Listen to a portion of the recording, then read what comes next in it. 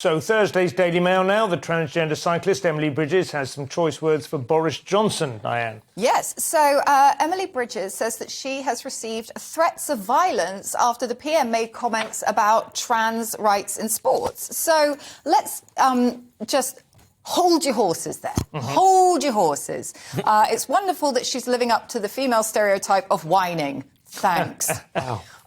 So Boris Johnson said that biological males shouldn't compete in women's sports, right? Yeah. And then he also said, and I can't believe I'm sticking up for Boris Johnson, but I am, because he also said that it doesn't mean he's not immensely sympathetic to people who want to change gender and that they need a lot of love and support, and you can't just brush it away with just a little bit of legislation. And that is a very nuanced and important approach to take. And it is totally appropriate to say that, and it's not totally appropriate to make threats to somebody. No.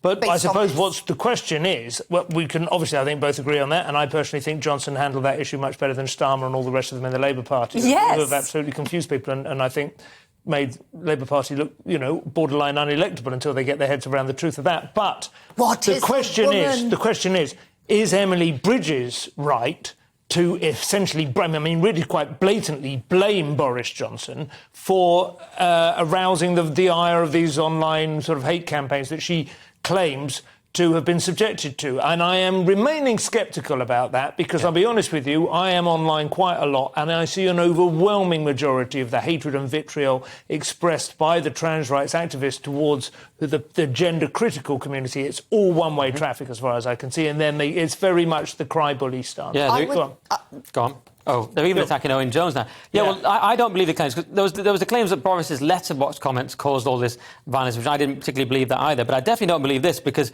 Boris made these comments a while ago. I remember that interview. What this came from was that picture on Twitter on the podium of the two biological men winning and then the woman with the baby and on the third spot. Yeah, that's what this came from, it seems to me. And it's clever to attach it to Boris because he's a popular hate figure at the moment, saying, oh, Boris has caused this. I don't believe that for a second.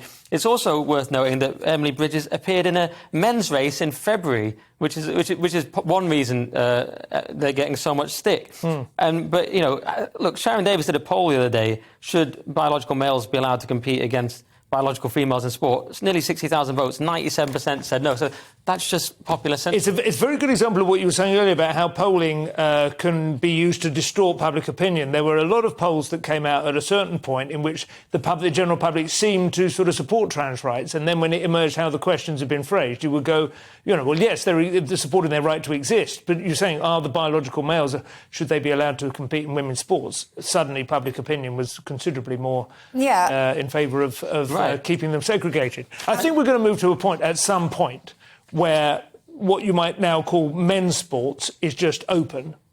Anyone can compete if they want to, and then there is a protected category for biological females. That's what I would imagine we'll end up with at some point. Yes, well, when you actually look at all the rules when it comes to the different athletes, you'll find that a lot of the rules say, right, if you are a male to female, you need to have this level of testosterone, you need to have been doing this for this many things, this. But if you have a biological female entering into the men's category, it literally just says you need to say that you're male and you are staying as male, because there has been research. And this is something Emily Bridges has said.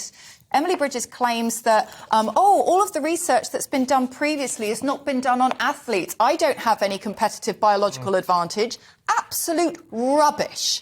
Absolute rubbish.